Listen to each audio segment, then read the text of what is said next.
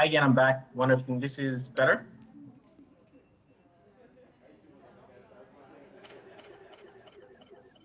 I think the echo problem is not from your side. It should be from the mic system.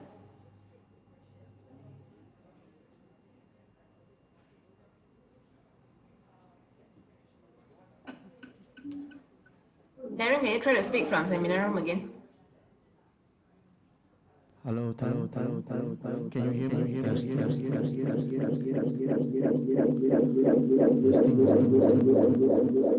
Testing 1, 2, 3.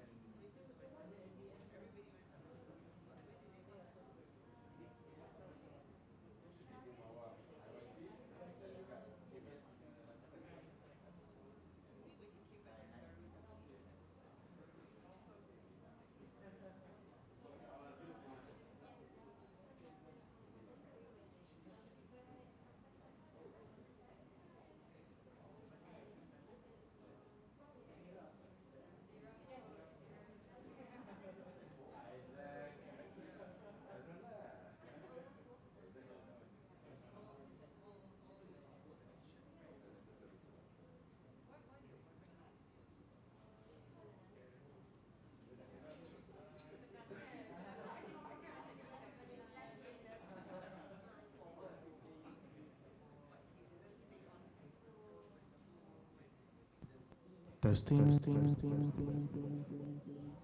Ting, ting, ting, ting.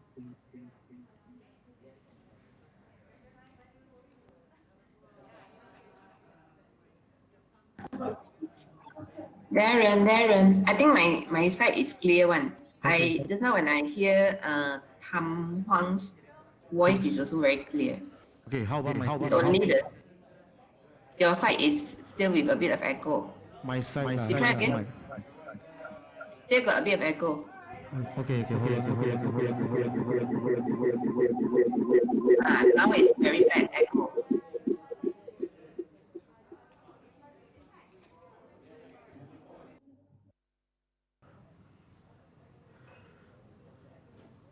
Testing 1, 2, 3. Testing.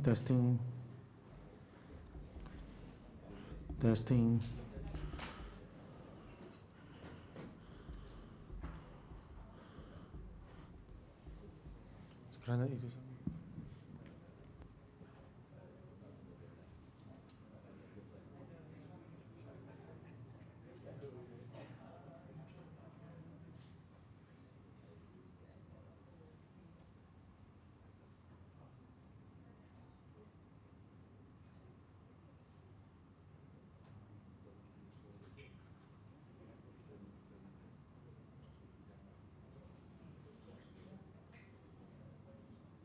Hello, testing.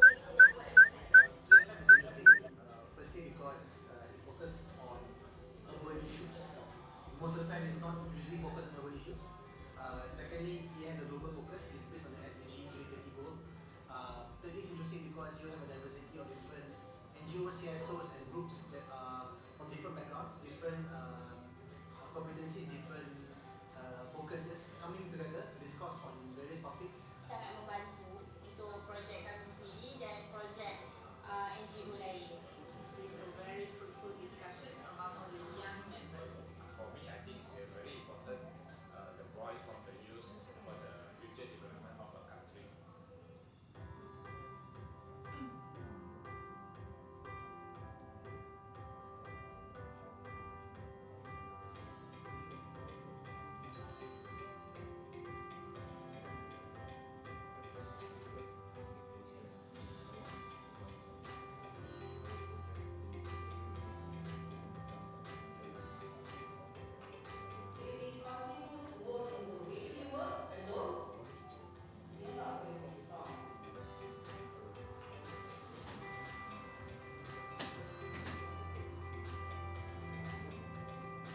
Basically, take whatever item you have in your pocket or in your handbag or in your jacket and distinguish who is going to be A and who is going to be B.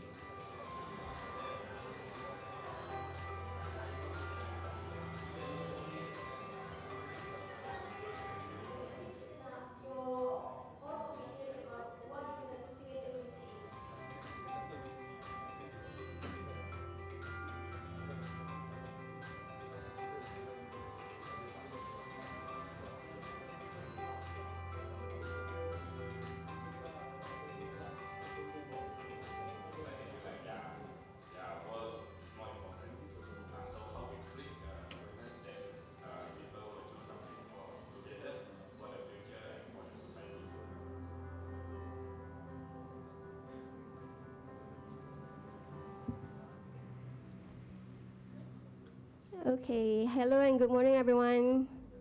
How is everyone doing? Ada yang baru balik dari Sabah? Okay, hi, my name is Noreen from Penghubung Malaysia.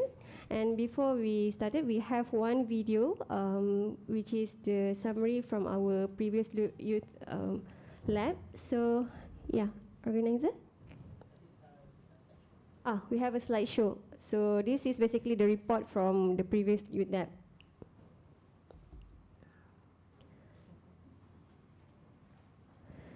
Okay, so this is the lab outcome where we discuss about the youth sustainability diagnostic. So if you see, we have the transformation implementation, effective implementation, development enablers, and also operational enablers. This one we discuss which level of hardship that we face as a youth organization.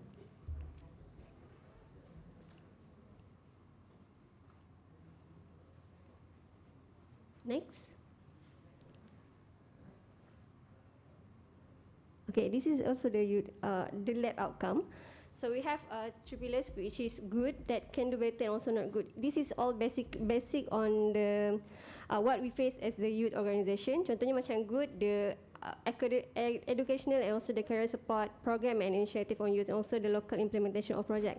But something that we can do better, for example, untuk supporting governance and institutional structure, ensuring environmental sustainability, and also the impact of program for youth.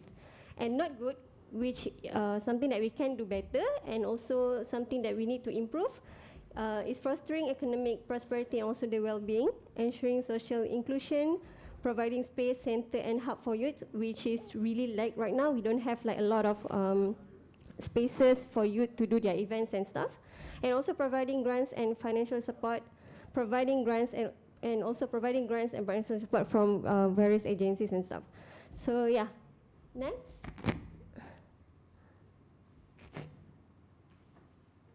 Okay, that's all. Okay, now I'm going to introduce our speaker for today. This is a roundtable 2 for youth vital in implementing the SDGs. For the speaker today, we'd like to welcome Dr. Muhammad Maliki Muhammad Rafi'i, the Director of International Youth Center Foundation.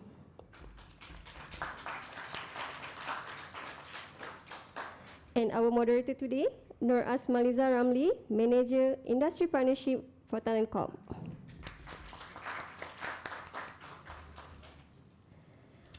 For this session, we have 5 discussants.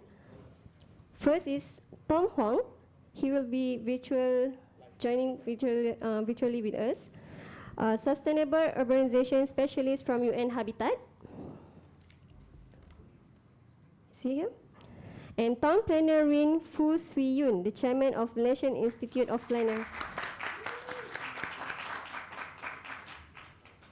From Impact Malaysia, Ahmad Faris Amir, CEO for the Impact Malaysia.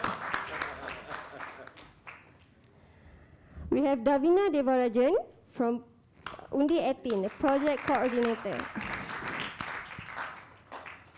And Arina Najwa from Z Capital. So without further ado, we started the discussion now. The floor is yours.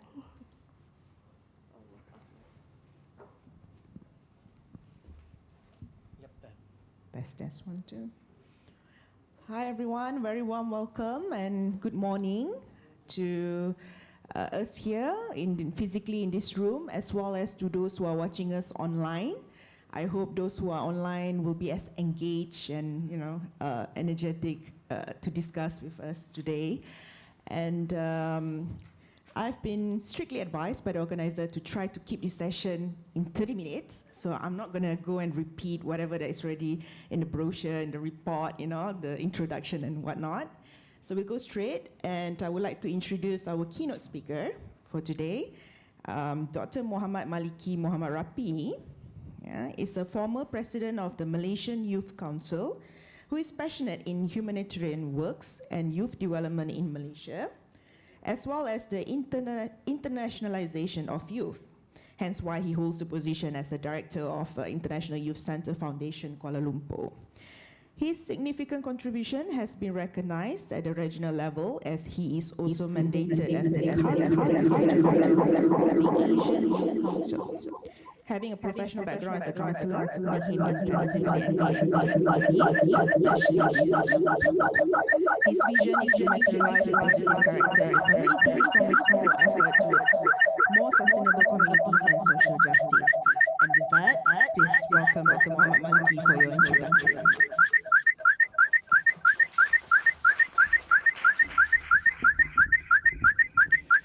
Bismillahirrahmanirrahim. Assalamualaikum warahmatullahi wabarakatuh. Thank you, Liza, our moderator. So, distinguished panelists from Kuala Lumpur, also by online, distinguished guests, ladies and gentlemen. I'm Maliki. You can call me Abang Maliki Penoke, Dr. Maliki Penoke. First and foremost, I wish to convey my utmost gratitude to the Urbanice and the Ministry of Housing and Local Government for its effort in organizing this event. I would like to extend our Secretary General's best regards, Dr. M. Nur Azman Taib, and his sincere appreciation to the organizer for not forgetting the Ministry of Youth and Sports Malaysia and youth to be included and meaningfully engaged and support the quest in creating a peaceful, just and inclusive society through the sustainable urban nation. From Malaysia's lens, as stated in our Malaysian Youth Policy or Dasar Beli Malaysia, the latest youth age definition in Malaysia is within 15 to 30 years old, and 8 youth target groups were categorized to increase youth access to youth development program implementation to the specific target groups, which are youth at risk, youth at school, youth at higher education, marginalized and minority youth, career youth, international Malaysian youth, youth at large, and youth groups. And for SDG, none of these groups should be neglected in our mission of accelerating action of the 2030 agendas. The Ministry of Youth and Sports Malaysia strongly believe that youth can shoulder bigger role and hence two very significant decisions have been passed in the July 2019 sitting of the Parliament of Malaysia, which involve the interests of youth. One is the amendment to the Youth Societies and Youth Development Act. With the passing of this amendment, the age of youth is lowered from 40 years to 30 years old, making youth as those defined as age between 15 to 30 years old. Second is the amendment to the Federal Constitution to lower the voting age from 21 years old to 18 years old. In addition, the Parliament has also agreed to lower the eligible age of electoral candidates to 18 and automatic registration of voters. Ladies and gentlemen, the Ministry of Youth and Sports Malaysia also that the sky is the limit for youth if they can be given opportunities and right trainings. With the skills and opportunities provide for the youth to reach their potential, we believe at the end they can drive development and contribute to peace and security and upholding social justice in the communities they live in. Through the International Youth Centre Kuala Lumpur, or IYC, a partner agency under the Ministry of Youth and Sports Malaysia, we are committed to support the implementation of SDGs since 2017. IYC Kuala Lumpur has marked 5-year sustainable development journey, which focus on first, indigenous people, second, young women, and third one, youth in rural areas, mainly in Sabah and Sarawak.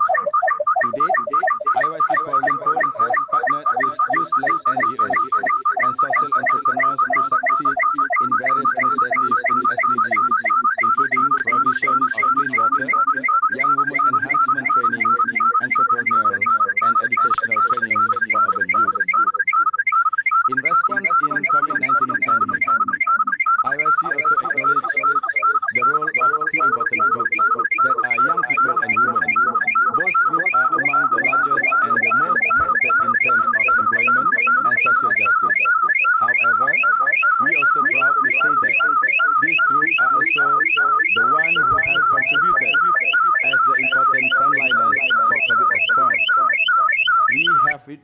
us that many youth-led organizations have come out with various innovation and humanitarian aids for the citizens who had affected Thus, we have to acknowledge that the young people are important in translating SDGs action for our nation. Behind the notion of democracy, the voice of minority must also be heard, and it is also a duty of the government to ensure that the interest of minority is not left behind. Through SDG 11, IYC also is collaboration with the state government of Sarawak and also a youth-led NGO called Malaysian Humanitarian Movement has linked the city with the remote area of Sarawak via best practices sharing on water supply and sanitation. Not only the people from the cities shared and helped the people in the remote area, but we from the city also learned a lot from the people in remote area in terms of resilience and also preserving cultures and natural resources. This the picture showed in three kampung. They call it Kampung Longhouse, Long Puak, Uma Akeh, and Long San. Yeah, since 2017 we done this work, and we will continue our another kampung. Ladies and gentlemen, I would also like to take this opportunity to share briefly with you the various youth empowerment program conducted by Ministry of Youth and Sports Malaysia for youth from various socio-economic backgrounds. These include the National Youth Consultative Council, or MPBN, Majlis Perundingan Belia Negara, Youth Parliament of Malaysia, Malaysia Future Leaders Schools, model on the Japan Future Leaders Schools for High Achievers, MyCops, where young Malaysians are sent to developing countries to volunteer the community building.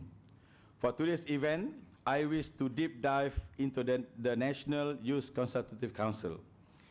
It is a structured platform provided for Malaysian youth-related issues to be discussed at ministerial level, and it is an annual consultation event between youth and the minister concerned, which allow check and balance for government works and policies to be reviewed and improved.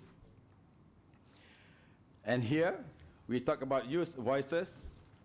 We are proud that one of our Malaysian youth activists, Wom, also one of the former minister-appointed members in the previous National Youth Consultative Council series, was selected as one of 4 youth speakers and has represented Asia-Pacific youth voices at the 75 UN General Assembly at the United Nations headquarters recently. She is Ms. Sharifah Norizah binti Said Ahmad Kabir. And from Ms. Sharifah, she emphasized 3 important key areas. It was youth, peace and security, investment in youth and good governance. Congratulations, Sharifah. Ladies and gentlemen, as the way forward, we believe that youth voices matters in localizing and translating SDGs into action.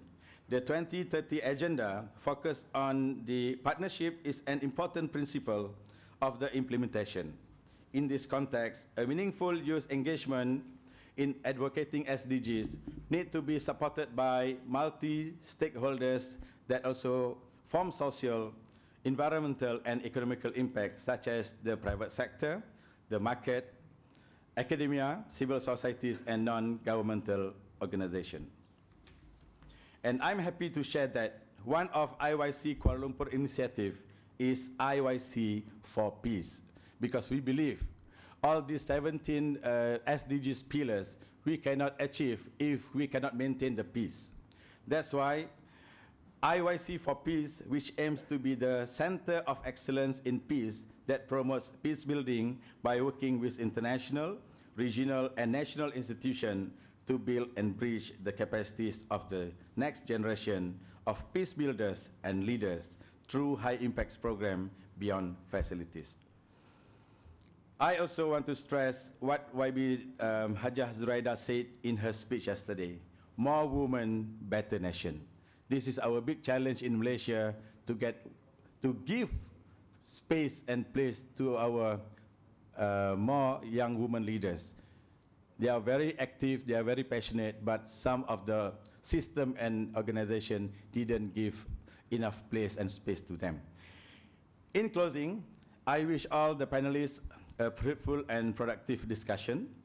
Our wish is only one, to have responsible government as an enabler for peaceful and just societies that are vital for holistic development of all countries, and to have young people who can continue the positive character of citizen for the next generation toward creating social justice. Thank you very much. Thank you, Dr. Maliki. Ladies and gentlemen, let us straight dive into the discussion. Yeah?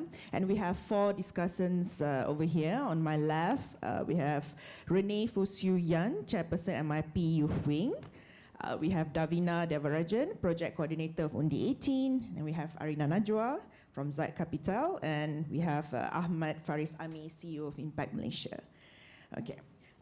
Before we start, let me just put a frame into our discussion for today. Yeah? So we are here today to discuss basically on why is it like investing in youth is fundamental to implement these sustainable development goals. Yeah? Well, it's important because when we talk about the number of youth, yeah, in Asia Pacific region, it's home to about 700 million youths, 200 million of whom are from ASEAN. And in Malaysia itself, there are about 14.6 million Malaysians aged between 15 and 39, or 45% of the population. Hence, this is why we are here today to encourage and empower young people to help translate the SDGs into the policy at every level to help implement, monitor, and review progress, and to hold governments accountable. Yeah? So let me start by asking a very fundamental question. Okay, when we say about translating SDGs into policy, what does sustainability means to us? I think we'll start with Dr. Maliki first. Yeah. For me, sustainable meaning that no one left behind, no one and space left behind. So we will make sure that we make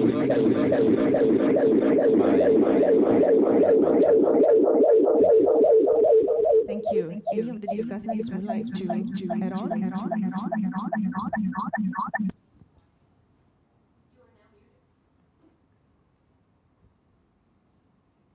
Hello, good morning. For me, as a town planner, I look at it, sustainability is about strive for balance, a balance in terms of development, in terms of social, in terms of anything. So we always talk about humans, but actually also the environment part of it. So we have to strive for balance. Yeah. So balance is the key word here. Anyone else? Hello? Yeah, I guess I would say that sustainability also looks at long-term efficiency. I think we're at a point where we can mass produce and we come up with all these ideas, but we're not always looking at it. We're not always looking at doing the process as efficiently as possible. In terms of what she said as well, to balance our needs and the needs of the environment, that's a key proponent. Test. All right. Good morning. I think for me personally, sustainability is a lot of empowerment because it's also part of your local economy, making sure that there's succession planning within that community as well, so that to ensure continuity, because that is what sustainability is, to make sure that we can continue. So that's my perspective. Should I still answer as well? Yes. Sustainability is all of this. All those things that they mentioned. As for me, it's a lot about the future, ensuring that what we can enjoy today can also be enjoyed by the future generation. That's sustainability for me. So I hold on to this mic. Thank you. Let's move to our next question here. Now, in terms of economic prosperity and well-being, how do you see the prospect of young professionals in Malaysia in keeping their environment and well-being healthy? Any of the discussants can answer this question. Or Dr. Maliki as well. Because I'm a counselor, when we talk about well-being, healthy and well-being, it's alarming because of the numbers of mental illness person affected by this. It's very alarming. I involved with some process of counseling, therapy, the suicidal attempt, very bad.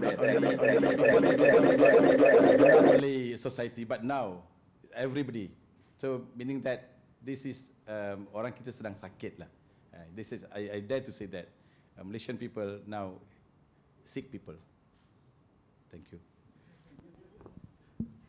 Sorry, just to add, I mean, what are the reasons that you think one of the two main reasons that you see?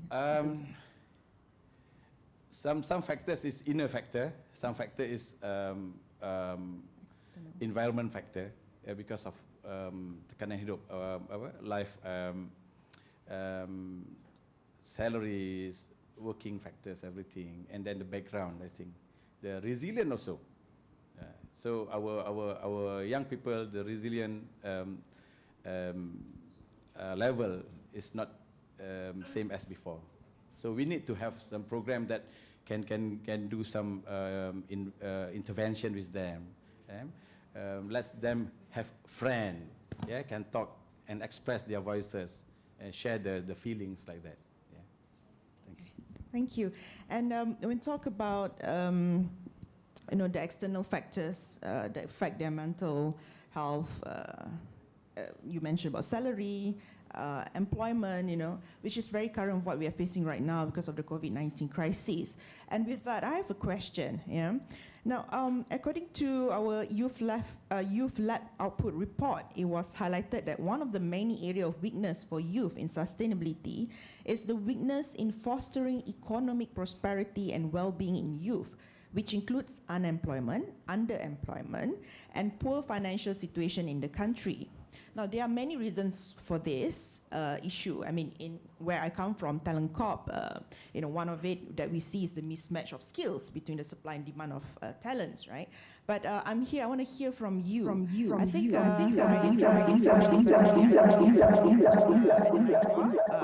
Ahmad Faris constraints.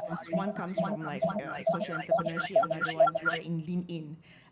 It's more about empowering more women in the workforce and things like that. So I don't want. Okay, I'll go first. But before that, can we break this awkward environment? Like, the chair is awkward, I'll tell you that. But more importantly, I don't know, I just feel like, I want to answer, but I feel like, wait, should I even give that answer? So I guess we start by, acknowledging that this is a safe space, right? So we would like to, give our opinion, and we're discussing after all, right? Yeah. Cool, yes. So I'll address that first. I'm so sorry for that, but I need to say it. I'll start with that. So on unemployment, underemployment, true. If anything, I need to point out that due to COVID-19, perhaps it's worse, and that's a sentiment. But if anything, statistically, unemployment for youth especially has not increased, actually. I mean, in a way, that has always been like that. It's worse for the youth in comparison to the older ones. But if anything, so let's just stick to the scenario that youth unemployment is really bad right now, and COVID made it worse. First, we need to address and acknowledge that employment market has always been the employees' market. Meaning it's really up to the employers to hire or not to hire. And there is a strong sentiment as well towards youth, in which more often than not said by the older generation that youth is not marketable enough, that youth is not ready, and give out a number of high expectations. For example, you're a fresh graduate and you must have 5 years of experience and whatnot. Generally, these are the sort of the problems that we're addressing as well. So despite whether or not it's true or not, Impact Malaysia is committed to deal with this problem, and therefore we have capacity building programs. We ensure that our social impact projects will be able to address youth too, and give up platforms for them, etc. However, one thing that I want to make clear, that my position is that when it comes to unemployment, is that the problem is that there's not enough jobs, right? So we cannot keep forcing the youth to ensure that they are better marketable, whereas there's not enough jobs for not just the youth, for everyone as well, and COVID-19 definitely made it worse. So having said that, when it comes to unemployment, I think it's not just the youth that has to do something or to be better, but of course there needs to be a lot more jobs, and obviously I cannot just give out the solution here in this room, and we all are accountable for this. But for a good start would be for youth to take up and create more jobs. I mean, after all, in Impact Malaysia and Talent Corp, we work together to run a program called Belia Bekerja, in which we had, this was done in July, during BKP. Then what happened was we had about 2,000 plus jobs, job placements, and we had 10,000 applicants or participants in the program. And yet, less than 100 youth were even called in to a second interview. So we try to dig in and understand a lot more, and that's when I think I decided that, no, it's not the youth, it's the employer. But not to say that the employer is at fault here, but I think it must be remember that all of us are need to do something, both the employer and the employee and people looking for employment as well. There's a lot more, but I think I'll pass it to other people first for now. Arina, yeah. Right. Thank you. So I think one thing we have to acknowledge, we're still in a very, I'm probably going a bit abstract at the moment, in a very capitalistic structure. So obviously in the capitalistic structure, they want to milk people for as much as they're worth, and for as little wages as possible. So I think in Malaysia, we do have unemployment problem, but we also have a productivity problem. So that's why our productivity is very low, despite having one of the longest working hours in ASEAN. So I think that's looking at how the capitalist structures work. And where youth come in is the rising growth of younger people knowing their worth. So that's where their clash is. So it's no longer about what I can, not just about my degree, it's no longer about my education and all of these things, but it's what I can contribute. So there's always that clash between employers and younger generation where they're like, oh, they're asking too much. And then the younger generation is saying, oh, you know, they're not paying me enough.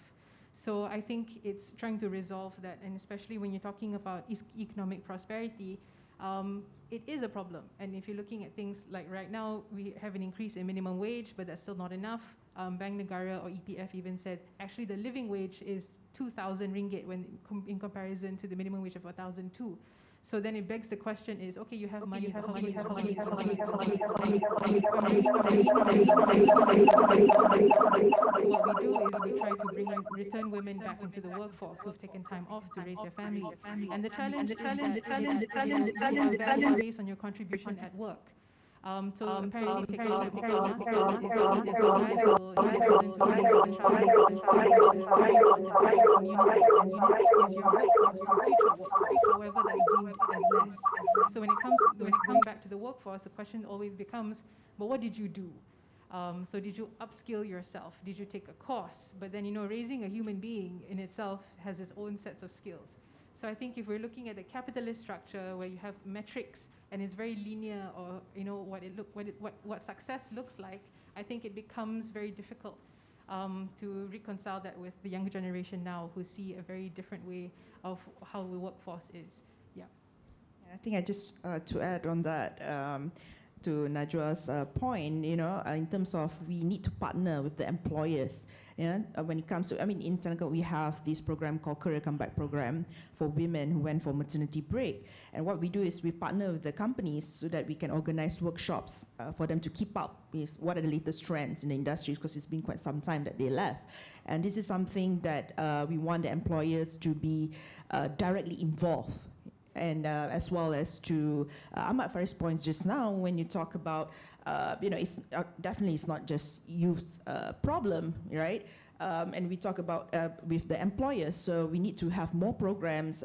You know, in your case, it'll be entrepreneurship, developing their own skills, but also like structured internship programs, as well as other maybe virtual career fair now, or any other graduate employability programs that can help, you know, to connect the youth and to build the trust first between the what we call this, the supply and the demand of the talents.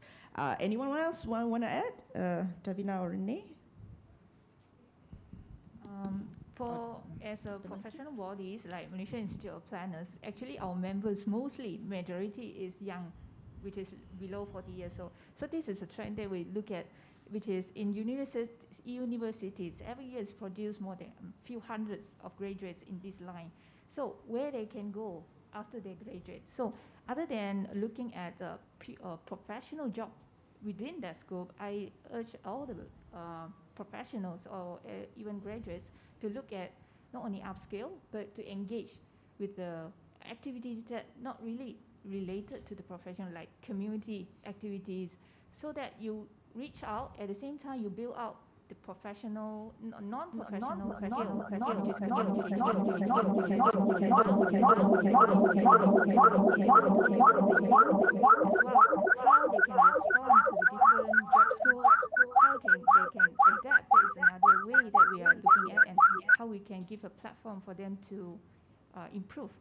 Yeah, that's what we hope that we, as a professional body, we can help. Yeah. Okay, thank you. And do you have anyone? Okay. Dr. Maliki, challenges listed from the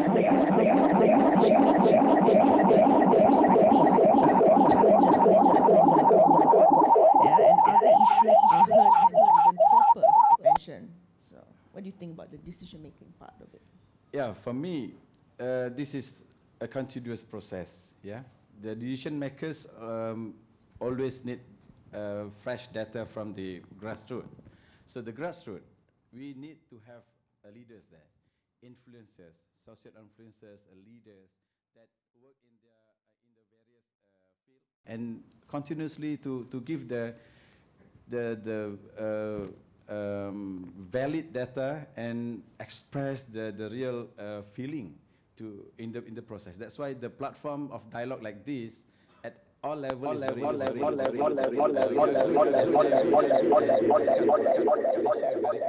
and blueprint, but in implementation.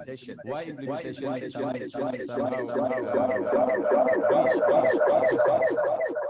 the openness. We need to hear from them. The time that government knows everything is all ends. We need to hear from young people, and young people need to have a very good not only talk from their own perspectives. They need to have to change their ideas, to hear from another group, not centric with themselves only, but to get data and share. That's why it's very important. Talking about hearing from the youth, I think I want to open one question to the audience here, other than our discussants and our keynote speaker. Can someone pass the mic to her? Hi, good morning everyone. My name is Catherine Anila. I am the founder of Vanguards for Change, which is a youth-led NGO that focuses on child rights and digital resilience. Apart from that, I'm also part of Youth Internet Governance Forum's Youth for Digital Sustainability Working Group. I have a question for Davina, actually. Sure. Hi, Davina. So, this morning when I checked my phone, I got to know that we might have a snap election soon, right? We might have an election soon. And I'm 20 this year.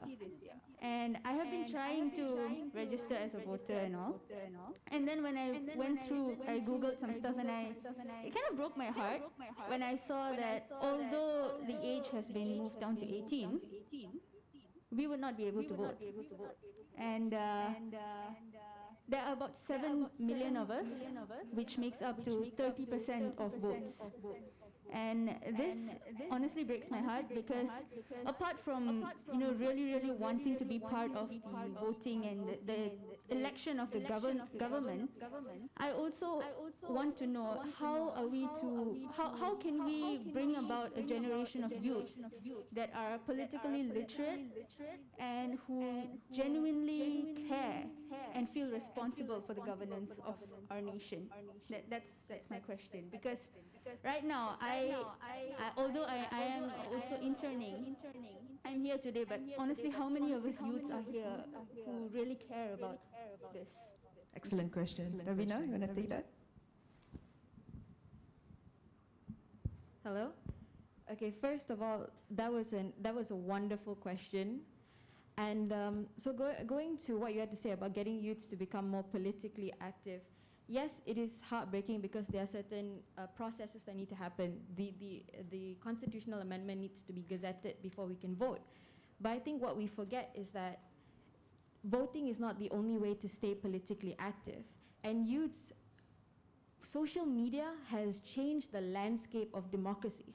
What youths now have the power to do is to amplify their voices, amplify their ideas, which is one of the things that Undi 18 does, is that we run these campaigns because they give a platform to youths to vocalize what they want so that politicians listen, policymakers listen, change makers listen. One of the things that genuinely hit me was the Sabahan elections. The youths in Sabah really stepped up. They really, they organized summits, they constantly posted on social media, they made their needs aware. And I think that's something that as youths who cannot yet vote, that is something we really need to capitalize on. That we have a medium to sit down and blast to the general public that, look, this is what needs to change. But also on top of that, I understand that as a youth, you know, just posting on social media doesn't always garner the kind of change we want, which is why I do think that it is very necessary for there to be a bridge of gap between the youths and the politicians, for there to be more access to these policymakers, to these politicians by the youth, for the youth, so that they can directly speak about it. Forums like this, I think, is actually a really good platform. But to answer your question, basically, I understand the frustration of not being able to vote. But I do think that voting is not the only way to make our voices heard, and that, you know, community empowerment, getting involved in these campaigns, running social media initiatives, as much as it takes a while, it creates long-lasting change. That's how Undi 18 started. So I hope that answers your question. Thank you, Davina. I would like to check with the organizer. Is there any question from our online audience? I checked here, there's none. So is there any question that I missed? Shafiq, where's Shafiq? Okay, sure. Last one, yeah? We're running out of time. Hi, I'm Nadia, and I'm actually speaking the next one. So from the perspective of an employer, because I'm a CEO of a public listed healthcare company, sorry, came in halfway, and hearing the talk about employment opportunities, and I wonder whether the ministry has actually done a multi-sectoral approach, because I think we are still using the paradigm of employers offering employment opportunities when we know that the economy is a lot more dynamic in the future. I think the stumbling blocks for youth employment may not be so obvious. For example, if the economy is going to be driven by people who are setting up online businesses, and you know for a fact that internet penetration is low, how do you expect youth to generate their own employment opportunities? Okay, if you talk about, or you know, content creation, having the policy around freedom of expression, and I think that all of these things are actually contributing to whether youth have an opportunity to create their own employment. It should not be that you look up to the government, you look up to companies and say, well, give me more jobs. So the regulatory framework, I think the policy makers really need to take a step back and look at the overall issue and not just focus on, I think it's important, minimum wage and all these things. But there's a reason why salaries are still low, because as an employer, if the productivity is high, I don't mind paying you more, but show me the data that says that we are generating more productivity. And when you try and have productivity-based KPIs, it seems like you're trying to talk about something alien. And the government could actually help employers to figure this out, because if the employers look and say, you know, X person is contributing X amount to productivity, I don't mind paying them more. So these are some of the ways that we really need, concrete ways in which we really need to look at employment, and I hope that, you know, the ministries are actually looking at this at a global level and not just using the same paradigms to address the issue. Thank you. So we need some productivity index maybe next. Yep. All right. We have come to the end of the session, but before that, Dr. Maliki, do you want to have a wrap-up remarks, or anything you want to add on?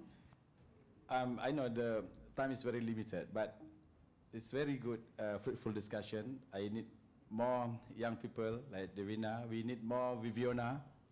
We need more people can express their feeling and give very good real data in their real place to the government. So I hope this is not end here. Impact, IYC and Kementerian Belia Sukan really open our place to you to share and to discuss about this. Thank you. And to our discussants, sorry, I can only choose one. So anyone who would like to wrap up by saying your wish list as a youth? Anyone? As a youth. Anyone? First come, first serve. I guess as a youth, personally speaking, right, from what I've seen, the youths that I've come across, they are very idealistic, very energetic. They are ready for change. I think as someone in governance, as someone in a position of power, it's very important for them to create more accessibility, and not just to youth in general, but you have to look at youths, marginalized youths. You have to look at B40 communities. How do we integrate them into our social initiatives so that they have the advantage as well? Because all of them have ideas that I think are valuable, and we kind of just need to make access a priority. So yeah. With that, we have come to the end of the session, and I hope we had a fruitful discussion, yeah, and probably some practical outcomes to it. Thank you. Thank you to organizer as well. Thank you so much, moderator. Okay, that's the end of the first session. To conclude what Dr. Malika has said, to empower the youth, we need young people need a thought from a different perspective, but to share experience also work together. Now, moving forward to the second discussion, we would like to welcome Nadia Wan, CEO of Thomson Hospital Kota Damansara. Mr. Zikri Khalil, our moderator from Incitement, the co-founder of Incitement.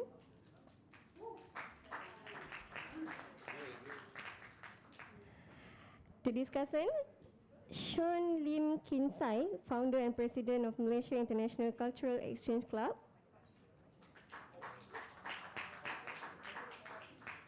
Wong Shai Kit, Chief Operating Officer of National Building School. Muhammad Imrilki Suhaimi from Malay College Board Association. Muhammad Imril, is he here?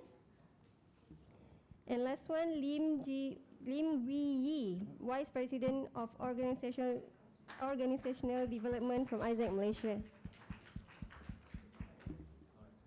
So Zikri, floor is yours. Hello. First of all, very good morning.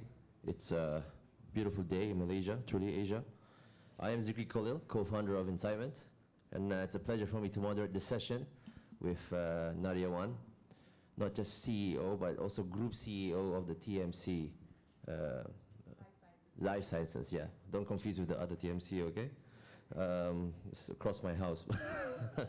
But yeah, I think, Nadia, I'd like to do a quick introduction because I've read your profile many times, and I think it's something that we aspire to have more of you here.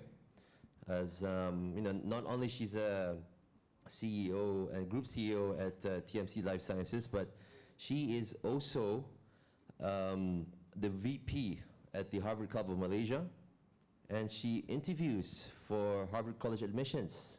I'm assuming coming from Malaysia, right? Yeah. So, yeah, we have a Harvard alumni here, so it's an honor, to be honest, at least on my personal opinion. But yes, but without further ado, Nadia, I'm sure you have a 10-minute presentation, or no? Oh, perfect. So, no presentation. That's amazing because we're all here to talk. And as Matt was saying, where is he? He was saying this is a safe space, so free to speak your mind, okay? So don't be afraid. So as we all see that there's been quite a good discussion lately on the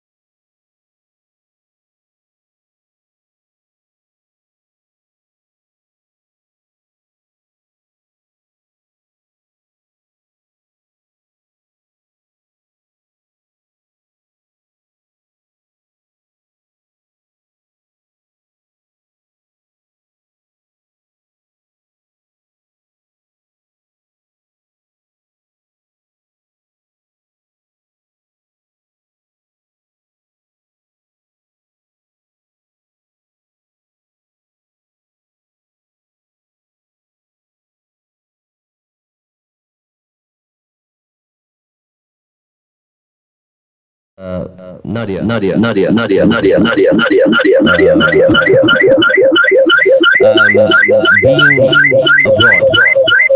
coming back here, we've heard a lot of youth looking outwards now, and how they're looking outwards because they don't feel they are appreciated with the type of credentials they have. Let's say they are cum laude from UM or from Australia University, coming back here, they find it very tough because they just feel like there are better opportunities out there. Now you are here, and I was wondering if you could shed some light on what can you tell our audience here to keep them more inspired and also hopeful that there are still opportunities here, even though we've been highlighting a lot of the sort of the dark side of things. I would share my mic, but just in case SOP, so. Hello? Okay. Hi, everyone. My name is Nadia. Just a little bit of background about myself, and then you'll understand why I'm saying the things I'm saying. So I was actually a JPA scholar. I was given a scholarship by the government to study biotechnology when Tun Badawi was the Prime Minister, and everyone was going, yay, biotech. I applied to go to the US shortly after September 11, so nobody else was applying, I guess. So I managed to get a scholarship to go, and I went to Harvard, and I wanted to come back to Malaysia. I actually reported back to JPA, but by the time I came back, the Prime Minister changed. And there was no more Bio Valley, and there was no jobs for us. And that was really my first brush and distaste with central planning of what is the next job wave? And I really think that that's the wrong way to go about it, because I think that individuals and communities are resilient to figure out what are the opportunities that are there at the present moment, and our job really as policymakers is to facilitate them, to enable them to do that. Because the central planning thing obviously didn't work. So here I was a biochemistry graduate. I couldn't be a doctor, which was what a lot of people who came back doing the studies did. So I ended up in consulting. And throughout my consulting career of 2 years, and then I didn't really like it because you give a lot of advice, but you don't really implement things. So then I got a Maxi scholarship to study public health in London. And I went, and I was a youth, and I had all these dreams about reforming NGOs, because I felt that as a consultant looking in, that a lot of times, a lot of these NGOs and civil societies are not managed as well as they could be. So I went to London, and then I thought that I would work with the World Food Programme, but then, well, I met my husband, so we came back to Malaysia. And I wanted to work with the Institute of Public Health here, but then I realized that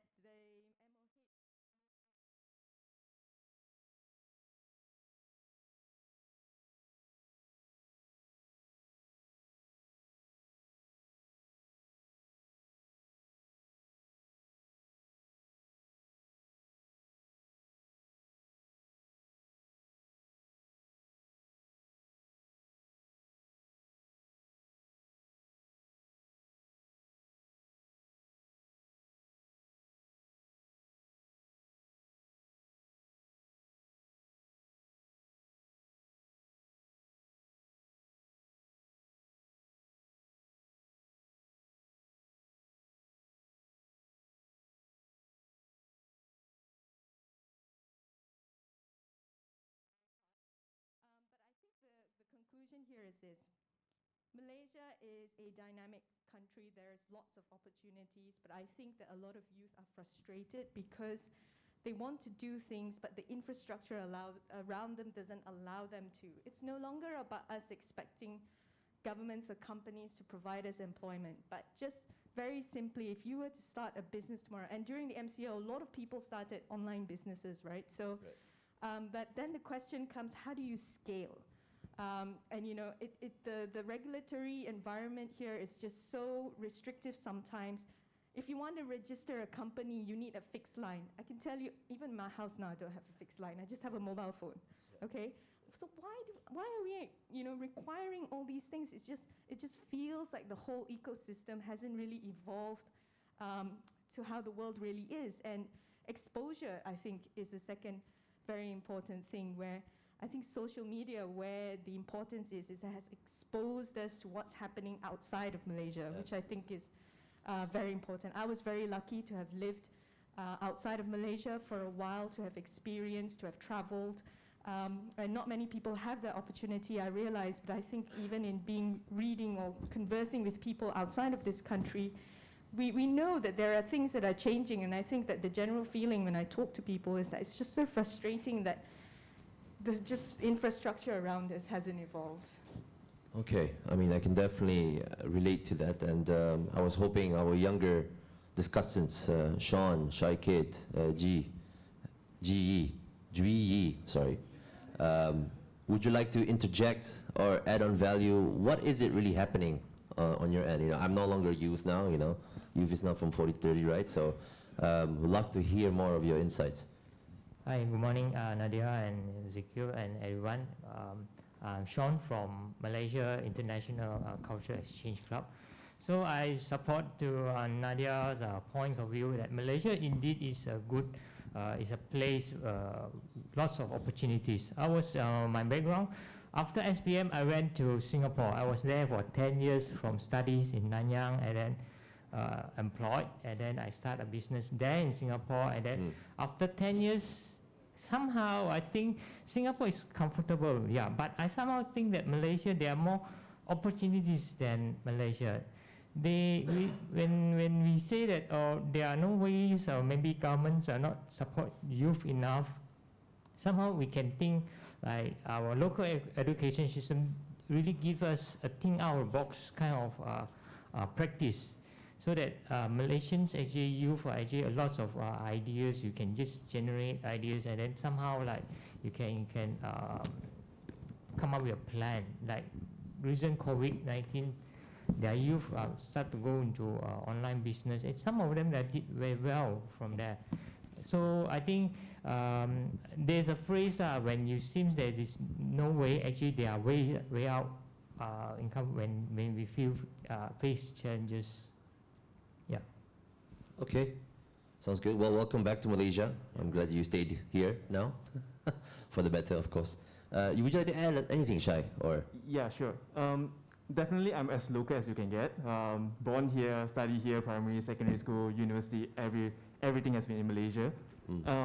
And my perspective on this is that for youth, there's two ways for us to look at it, right? Whether it's top to bottom or bottom up approach, for us to see that, why youth is looking to go out, not staying in Malaysia and so on, right? And one thing is that, of course, on the approach that trying to say, hey, youth should have more love for their country and so on and so forth, that's fair. But I don't think that's the ultimate solution there, right? And I believe that, like we mentioned a lot about infrastructure here, and it's really unfair for us to say that, let's say you went overseas studies, you have huge potential, but when you come back to Malaysia, let's say there's a limitation towards your potential because of infrastructure, and that's really unfair for us to say that you must stay here still. And in the perspective, it would be a lot better if that first we can have the infrastructure to maximize the potential. If not, is the potential wasted? Second is that if let's say they were to go overseas or whatnot, right, and then able to maximize their potential, and ultimately when we do have the infrastructure to welcome them back to maximize it here, that approach would be a more sensible one and more logical one. So I would say that even though I always debate to and fro between, hey, you should stay or you should go out, explore, and then come back to maximize it, I always have this debate with myself and the youth that I'm across with, right? But ultimately, I think this is the perspective that we should have at the back of our head before we jump into all these, discussions whether what they should do. I think it's fair for us to think on the perspective of youth first before demanding what they should do. No, fair enough. Would you like to add on that? Yeah, I think maybe my job here is just to share the real experience that I faced running a hospital. So in a hospital, 60 to 80% of the people are below 40. Why? Because majority are young female nurses, and they are of childbearing age, they are starting a family, and it's a very millennial sort of thing on the ground. So just give an illustration of, the problem with nurses. Number one, nursing is a very noble profession. They ought to be paid more. But as life in business, if you have less people, you can pay the smaller group of people more, or if you have more people, then everyone gets paid less. But the Ministry of Health has a staffing headcount requirement. So it's based on beds. It's not based on activity. It's not based on complexity. It's just based on you have 200 beds, you need X number of staff. And so it's very difficult then to break out and say, well, we should pay some people more because they're doing more complex jobs, because from the policy perspective, they don't really differentiate that way. So it's really difficult, even as a CEO, if you think that some people ought to be paid more, but because the entire structure, which is why I always keep coming back to structure, is not flexible enough to allow it, that actually caps the salary scale. And it's very important where you first start on the salary band, because traditionally HR practitioners, when they offer a candidate a job, a salary, what do they look at? Previous salary. Right. You start off low, it's very difficult for you to get up. So I think that was the first thing when it comes to regulation. Secondly, education. So in nursing, you can have a diploma or you can have a degree. Now, you assume that the people who have a degree are more capable sort, but then you have run into all these cultural issues of how, pardon me if there are doctors in this audience, doctors view nurses. To them, sometimes the way they talk to them, there's this whole cultural change of having to empower different professions to rise up and be able to take more. If they get more responsibility, they get paid more. Right. But then there's this whole thing about how doctors are trained and how they view nurses, which I think is really shocking, and sometimes we really need to have some cultural change in that. Yes. And then you look at the challenges that they face. Okay, so they're young, they want to start a family, then they have to start looking at education, they need to start looking at housing. A lot of them run into financial management issues, because many of them, the nurses, they come from the interior. We recruit nurses from Sabah, Sarawak, we provide hostels for them to stay here. A lot of them come from the interior. Many went into nursing purely because PTPTN funding was available, so the career choice was really dictated by the financial resources that were available to them. And so here at Thomson, we look at it and we said, we should have a worry-free program for our staff, because if they're worrying about all the other things, they're not going to be worrying about the patient.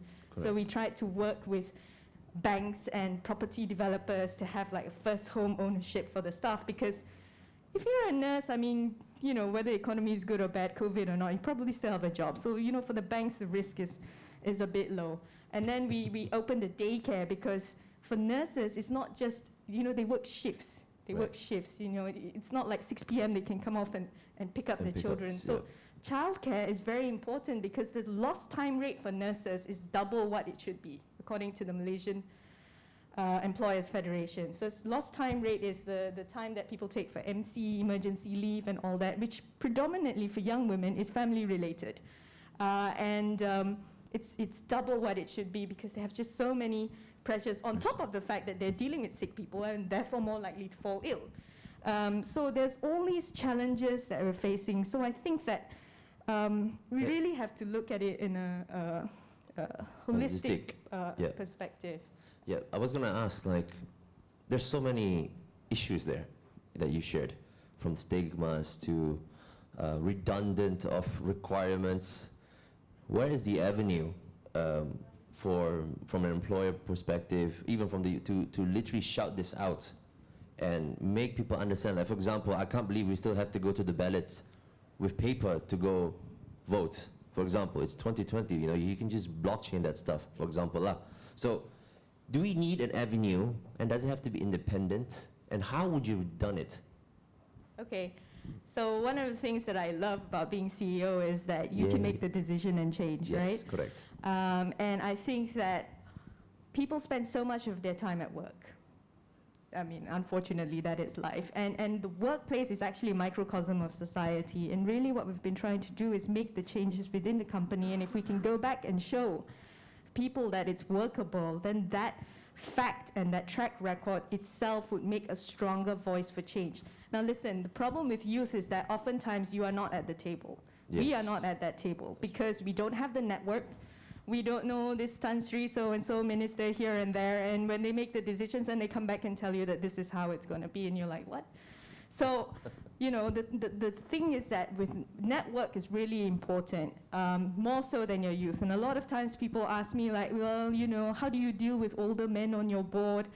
Listen, it's all about your track record, what you can deliver. And if these people know you, they trust you, then you can deliver the changes that you want. So I think that I was just talking, CEOs actually have a lot more civil society responsibility than many realize, just because that the decisions that we make really affect people's lives. It is not just about the work that you do. It is, do you have money to feed your family? Can you afford to have a home? Do you have time to take care? Look, as a healthcare provider, when I first came in, we were the first hospital to have 3 months maternity before the government made it mandatory. And the reason is because if we are in healthcare, and we believe that early childhood nurturing is important to somebody's long-term outcome, and you don't give that opportunity to your own staff, you're a hypocrite. You know what I mean? But it's very difficult because if 80% of your workforce are women, imagine at any one time in a ward, I have like at least 3 or 4 of them who are pregnant and going off on 3 months maternity. And this is where having a more flexible workforce regulations come into play, because it's important, because you know that there are going to be ups and downs, but the way people plan, it just assumes that it's going to be flat all the time, which is not reality, really.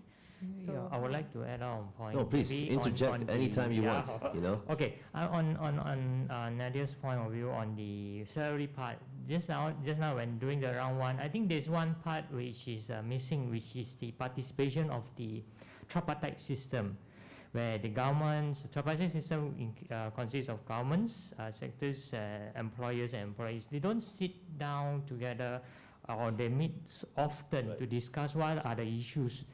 Compared to I think I have to give credits to former boss, Majlis Belia Malaysia, on KBS, Kementerian Belia dan Sukan. They really sit down together on the ministerial level. That's a good start, where youth can address what are the issues towards all the government sectors under the KBS, under the youth and sports ministries. Then, on Singapore case studies, Singapore's tripartite system is very active. They often sit down together and discuss what are issues from time to time. And then what are the NTUCs?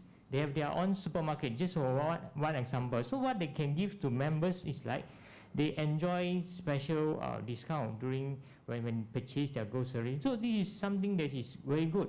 Whereas come back to Malaysia, tripartite system, almost for my personal point of view, there's no right and wrong. I think they are not, the MPUC is not playing a part within Malaysia. They don't sit together. It's like government don't care about employer, employer don't care about employees. So like for us, youth or young working adults, we can't go into it because MTUCs, what are people inside? For me, it's like there are dinosaurs inside, like Tan Sri, Dr. Sri are inside. So we are not able to go into it. That's why we are not able to bring the voice of youth, our concerns, what are our problems, challenges. Somehow we can still provide some ideas, but there's no. Of course, I absolutely see where this is coming from, and I understand the consequences also, which ends up having you to give up or not having any hope on how can we progress and have government level to take us seriously. And I do think also that the only way that I've sort of figured out when talking to a bunch of government servants at KSUs and so forth, they rely a lot on the private sector to give them the data, just like our previous speaker spoke earlier. Data, but at the same time, I think there also needs to be a way to measure the emotional cry from the younger generation. An activist that managed to bring 100,000 to a city does not mean he doesn't know what he's doing. You know what I mean? He is able to move an entire 1/10 of a million of youth going and, I don't know, demonstrating or just protesting peacefully, that is already powerful enough. And that does send a strong message. But sometimes there's this, again, this stigma with doctors and nurses. Also the same with, you know, a 60-year-old and a 25-year-old. Awak budak lah, tak tahu apa-apa, you know. This, you know, tak biadab lah, tak dengar cakap orang tua, you know. I mean, if you're in a professional realm, you know, I don't think that does apply at all, and doesn't apply at all. You know, I feel if you have a stronger idea or you have a better way to solve the issue, you know, you might as well just try and make it happen. Earlier, the director of IOAC said, we're great at blueprints, but we're terrible at implementing them, which has been the problem for a long time as I've been around. So, but I like to, again, pose another bigger question. Well, it's not really a bigger question. It's more like what is the wish list for the youth these days, now, post-COVID-19, that you could, you know, let us know, you know? Hello, yeah. So I'm Jai from Isaac in Malaysia. So regarding on what's the wish list of youth, right? I think more the things that I can share here is actually the exposure, because without the exposure, we are not being put on the table as well. So how I say exposure is like when you are actually in university, you can actually join more events or even like the clubs to really know more. So if let's say I am not joining Isaac in Malaysia 3 years ago, I will not given the opportunity to sit here and to really have a talk or conversation with all of you here. So I think it's a great chance to let more youth to be on the table to really discuss on the things. Yeah, I think next, not only the exposure, right? The things that we need to develop as a youth is actually the ownership as a youth, because you do not have the ownership what you are going to do, you are not understand yourself more, how you are going to actually portray yourself to the employee or even like to the employer, sorry. So, and also what is the things that you are going to take note on or even like learn throughout of it. And then the next thing is like, I think it's more on the synergy part, because what I really realized in Malaysia is we do not do much more on synergy between government, local community, or even like the youth. So I think the things that we can put on the table is actually more on the synergy. How we can unite for a better Malaysia, how we can actually unite as a whole country for a better nation. The things that we need to do now is actually to really take note on how we can synergy better as a whole nation. Yeah, that's all from me. Okay. I was given a timeout board already, but I want to take 1 minute, because I want to, because I'm the moderator, obviously. Nadia, would you like to finish strongly on inciting positivity, you know? I think that the business of doing change actually is not very glamorous. So I think as youth, just beware that there is a room for activism. Activists actually push the conversation further, but a lot of the important work happens after. It's not glamorous, it's the nitty-gritty, and this is why we have a problem with implementation. Because nobody wants to talk about operational flow, nobody wants to talk about, you know, resource allocation. Everybody wants to be out there in front leading the protest, but frankly, a lot of the important work happens at the back, and we need to make sure that people are empowered and have the skills to do that. I mean, going back to my initial question about productivity, do people know what that means, how to measure it? Because with those facts and figures, listen, when you go into a meeting room, and a lot of people ask, like, how do you have a conversation? You don't go in without having something to say. And the things that you have to say can't be emotional, right? They need to be backed with evidence. Yep. So you need to have those figures. And I think the great thing about social media and youth today, look, even with this Sabah election, there were youth that were coming up with reports, they did surveys, they assessed what the candidates' background were, and they did all of this through polls online. They didn't even have to incur a lot of money doing it, but you got the data, you know, you could have a conversation, influence the people that you need to influence in order to make an impact. And I think that that's important. It's a lot of donkey work that needs to happen at the back, and please don't think that it's not important and that only, you know, the activists that come out in Tatler and whatever have you are the ones that are doing the change. And I appreciate all the people who are doing the job in the background without any thanks. And I think that there definitely needs to be more engagement with civil society from the corporate sector. A lot of that discussion, I think now is a great opportunity because people realize that without a healthy population, nothing works. Absolutely. Don't talk about the economy, don't talk about justice and fairness. Yeah. Basic humanity is important, and I think that this is our opportunity to make the change, and I hope that we don't throw away this opportunity. Absolutely not, absolutely.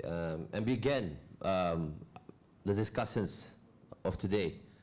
Would you like to interject also on how would you want to end this session strongly in terms of any personal messages you want to tell everybody here in this safe space?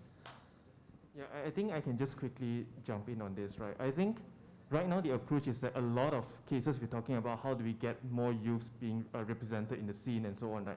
I think the very first approach we should really look at is how do we look at youth with less suspicion and more trust? Because a lot of cases when you look at things like implementation of the policies and all, right, there's a lot of check and balance trying to say that, hey, if you don't do this well, then I can kick you out, or you know, this and those sort. But for example, how do we employ more trust towards them? So for example, if you look at overseas, they have even programs like Young Trustees program, where they have the youth to be represented in the board, whether it's for like, you know, NGOs or even any organization, or even shadow board. And that element is really strong. Because if for us to hope that, you know, the older generations perhaps in the board, they will have the empathy to take care of youths and fight for the youths, right? That kind of hope, it's less direct. But if directly we have a representation of youth structurally in the board itself, then it causes a lot of more impact compared to hoping that someone will actually have empathy towards us. And I think right now it's more towards looking less like on youth as somewhat like a beneficiary, but look at them as more of there's a huge potential for them to actually contribute back to the kind of changes that we want to go for. So yeah, I think that's really the sort of mindset we should have before we even talk about implementation of structural change. Absolutely, I think you're totally right in that sense. If anyone may add before we... I think we have to get all sectors to sit down together and then to bring these issues up. Otherwise, youth can continue to voice from social media. Then the wave are coming. So those people, those sectors, those people that holding positions or decision makers have to do it fast. So otherwise, this thing youth come out so strongly, then it's too late, something like that. Nothing's too late. Yeah, don't worry. Problem is there, always there. Yeah, we'll make it happen. Don't worry. You know. So with that, I'd like to conclude the session. Hopefully on a high note. You know, let's do more and talk less. We've done a lot of talking. I think part of the Malaysia Urban Forum, what we need to do much more is definitely do more. If there's any programs, initiatives, best practices that happens during or after this event, I think I highly urge you to talk to anyone here. Your network is your net worth. Talk to anyone here who's been here. One Nadia is here, so is the director of IYC and everybody else who may just add more value to this ecosystem of players who don't always come here, especially during COVID time. So please take advantage. This is my final message to incite all of you in a positive way. So let's do more and talk less. So thank you very much. I'm Zikri Khalil, and thank you again, Nadia Wan. Thank you so much, Nadia Wan, Zikri, and also the discussion. So idea for improvement is important, but the responsibility of actually doing it is more crucial. Now to the final session.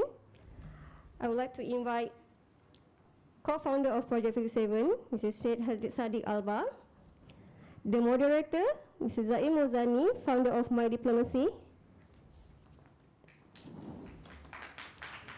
the discussant, Nur Afifah binti Zainuddin from Parlimen Belia, Malaysia, Ahmad Fawaz bin Ahmad Shukri, Adab Youth Garage, Ms. Clarice Earl, founder of Mentalog, and also Mio Muhammad Hakim, Mio Hashim from Malaysian Youth Delegate. All right, thank you. Thank you, Zain. Yes. Guys, is it okay if I do some experiments today? Yes, yes or yes? Okay, not given a choice. it was about what, 1 hour plus of discussion. I think you guys may be feeling a bit fatigued mentally, right? A lot of information into process. So I want to do something, two things, if you don't mind. Is it okay if I experiment? Boleh ya? Okay.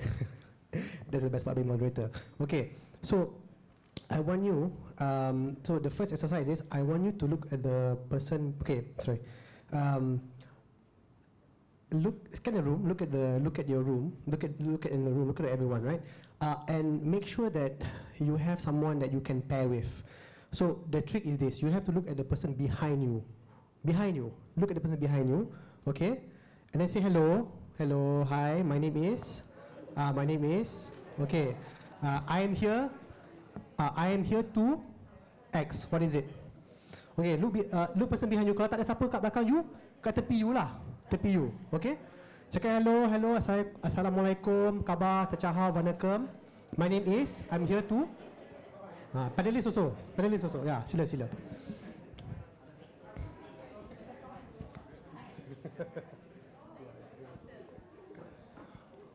Okay. Dah. Okay. Now, okay. Usually kan, the guys and the guys very fast. Hi, hello, welcome. Guys and girls very long. Don't know why. Very long. Okay. I want you to now. Okay, bear with me ya. Di sini tak paksa. Tapi kalau you boleh ikut, thank you very much lah. I want you to close your eyes. Kejap je, okay. 30 seconds je. Tutup mata. And I want you to think of this. Okay, tutup mata. Take a deep breath. This is headspace. Take a deep breath. Let go. Take a deep breath. Let go. Okay. Now, I want you to listen to my voice. I want you to think of one urban issue. One urban issue that is close to your heart. Very close to your heart. It could be cost of living, housing problem, pollution,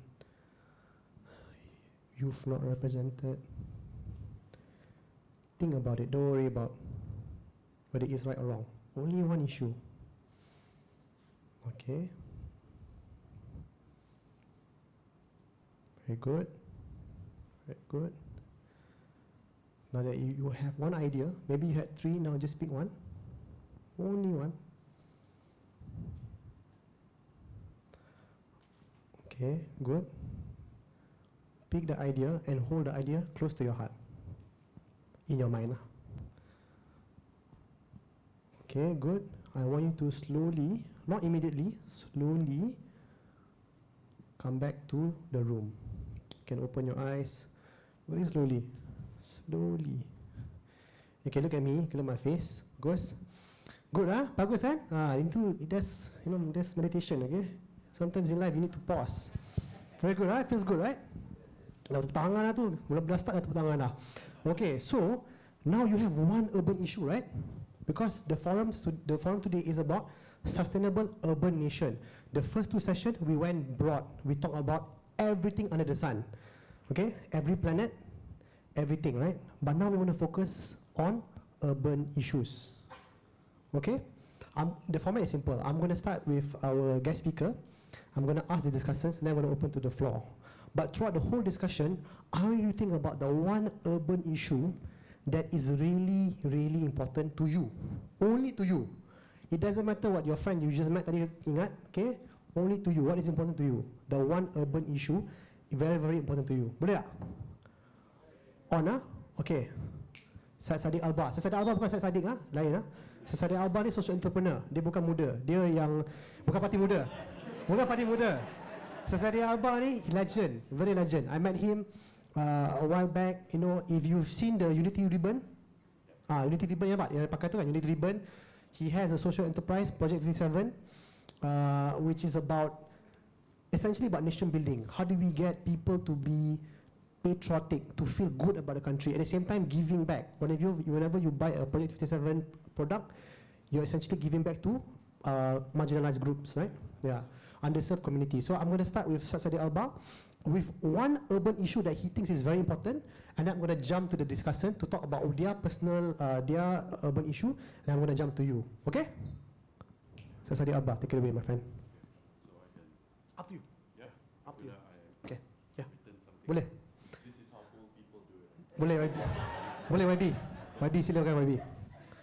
Okay, so thank you Zaim, our moderator. I've raised the average age, I guess, thanks to my moderator confirming that I'm not a youth. but that's okay, because I feel just listening to some of the topics and all of that earlier, over the years since we started Project 57, I've really been inspired by youth. So maybe I'm looking at it from a different lens, but I go to the youth to get ideas, and it's something that has kept us going and has been our fuel.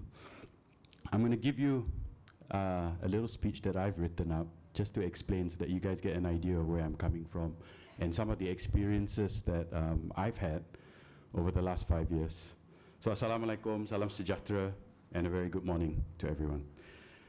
I want to share my journey on where we began when my partners and I started Project 57 back in 2015. So in case you've never heard of us and what we do, we're a unity project. We focus on inspiring youths to be patriotic and foster greater unity amongst Malaysians through many programs that we run with universities, colleges, and schools. And why we started it, people probably ask, like, why are you guys doing this? It's because of the trajectory that we felt our country was heading in. Hala 7 negara pada pendapat saya pada waktu yang kita mulakan Projek 57 tidak akan menjamin masa depan anak-anak saya dan juga masyarakat muda yang akan mewarisi negara indah ini. So terlalu banyak berita negatif dan tiada persefahaman antara satu sama lain, and there was a clear indication of disrespect towards those of other races and other faiths. It is so important for us to focus on what is positive, and that's what we at Project 57 try to do. And we did this and do this by propagating our clear message of inspiring youth to be more patriotic and to be proud to be Malaysian. Something that we were all in unison when we started the project was that it had to be a social enterprise and a model that was or is sustainable.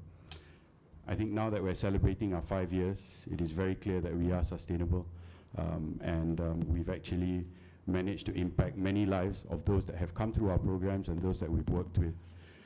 These funds are not just given to them. Some of them are actually given to support their livelihood, to support their education. So an important aspect is the sustainability of the business. This gives an opportunity for youth to actually see that there's an opportunity in sustainable impact business. NGOs, charities, political parties all play an important role, no doubt. But the SE model, after being in the scene for 5 years, is one that really inspires and provides perhaps something that corporates are not able to do, which is inject that spirit of love and heart into the project. And also perhaps what political parties can do without, which is tainted lenses. My son proudly tells me, and he actually goes around telling his friends and his teachers, that my father now sells t-shirts and sells ribbons.